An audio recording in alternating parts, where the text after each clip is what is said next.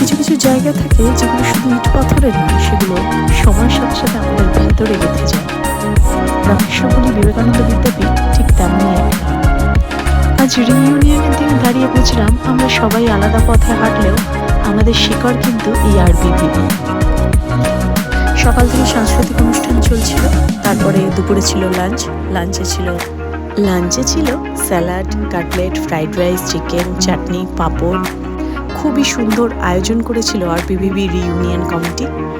সেই ছোটবেলার মুহূর্তে ফিরে গিয়েছিলাম। অনুষ্ঠানের আমার নৃত্য পরিবেশনার কিছু ঝলক শেয়ার করা হলো।